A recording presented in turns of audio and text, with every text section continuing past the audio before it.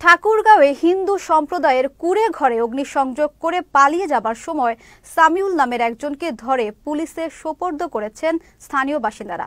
বিষয়টি নিশ্চিত করেছেন ভুল্লি থানার অফিসার ইনচার্জ দুলাল উদ্দিন। আটককৃত সামিউল দারাজগাঁও গ্রামের খলিল উদ্দিনের ছেলে। স্থানীয়রা জানান, রাতে দেবীপুর ইউনিয়নের দারাজগাঁও গ্রামের বাসিন্দা মহেন চন্দ্রের কুড়ে ঘরে আগুন লাগিয়ে দেয় দুর্বৃত্তরা। স্থানীয়রা এগিয়ে আসলে পালিয়ে যাবার চেষ্টা করে তারা।